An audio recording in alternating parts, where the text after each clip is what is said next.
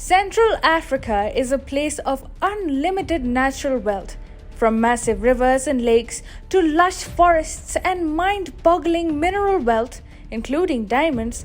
This part of Africa has been a target of the world's imperial powers. One such nation is the Republic of Congo.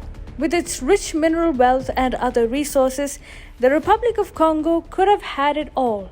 But formerly a colony of France and then ridden badly by a civil war, the nation has become a target of modern imperialist regimes like China. China has had some success in debt-trapping nations like Sri Lanka and grabbing their strategic assets. Xi Jinping's Belt and Road Initiative is all about this approach towards susceptible nations.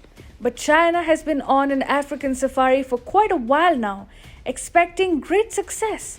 But many African nations are on a different page with China. It is almost as if China is more trapped in Africa than the other way around. After Kenya, the Republic of Congo is one such nation that has tied China's own noose on the paper dragon itself. And Xi Jinping's policies have backfired terribly. Hi, and welcome to TFI Global, the foreign affairs and geopolitical analysis arm of the TFI Media Group. I am your host Shubhangi, and in this video, I will tell you how yet another African nation has arm-twisted Xi Jinping and won. Let's begin. Xi Jinping's strategy of debt-trapping developing or underdeveloped nations is facing yet another setback. This time around, the Republic of the Congo has managed to arm-twist China on the issue of loan repayments. At the outset, it seems that China was left with only two options: restructure the debt or kiss its money goodbye. Unsurprisingly, Beijing chose the former. The Republic of the Congo is one of the many victims of predatory Chinese loans. Chinese debt to Congo stood at a mammoth $2.4 billion. Chinese President Xi Jinping was clearly looking to take control of the African country with a massive amount of debt. But Congo followed the general pattern in Africa, which is to arm-twist China into restructuring or delaying debt payments. As per the latest reports, Congolese Finance Minister Rigobert Roger Andly disclosed on Monday that Chinese President Xi Jinping has conveyed his in-principle agreement to reschedule Congo's debt. Andly also said that the move would help Congo unlock stalled lending from the International Monetary Fund. Congo's demand to have its debt restructured bears an intimate link with its desire to secure IMF lending. The Washington, D.C.-based Global Lending Institution has approved a 3-year, $449 million lending program for the Republic of Congo in 2019 with a precondition that the Central African nation would maintain the long-term sustainability of its debt obligations. However, the IMF has disbursed only $45 million to date, as Congo's debts have soared to 110% of its gross domestic product, as opposed to IMF's 70% debt to GDP threshold for Central Africa. The IMF suspended lending to Congo at a time when the Central African nation was already facing a severe economic crisis owing to the Wuhan virus pandemic and falling oil prices.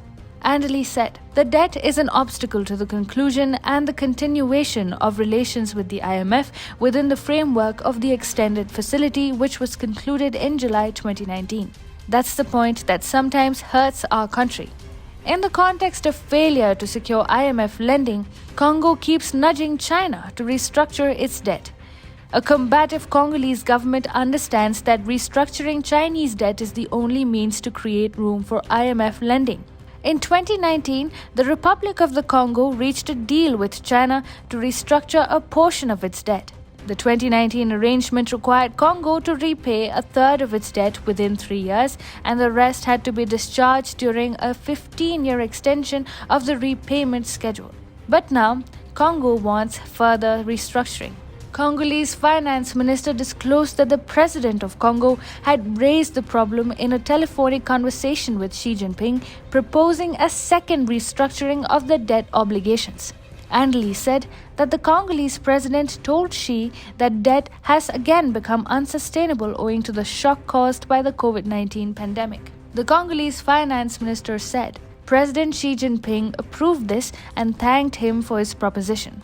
The two presidents agreed to refer the issue to experts from both countries to set the terms and conditions for a further restructuring of the debt obligations. For China, there was practically no option but to restructure the debt. Xi Jinping was told to his face by the Congolese president that the debt is unsustainable in its present form. The subtext of the conversation between Xi and the Congolese president implied that the Republic of the Congo won't be able to discharge its debt towards China unless it was restructured. The Republic of the Congo is not the first African nation to put Beijing in a spot of bother over debt obligations. Last year, China was forced to pause debt repayment amidst the raging pandemic for 77 countries, 40 of which were located in the African continent. Many coronavirus-hit countries in Africa have successfully compelled China to reschedule or restructure debt on the ground that they are presently occupied in combating the COVID-19 pandemic. China, on its part, couldn't afford to be stubborn given its dipping soft power following the coronavirus pandemic and racial discrimination against people of African origin in the communist nation. The case of Congo is not very different either, and China seems to have been done in by yet another country in the African continent. Xi Jinping stands arm-twisted yet again as the Republic of the Congo successfully gets its debt obligations restructured. Overall, Xi Jinping's Belt and Road Initiative in Africa has proved costly for him.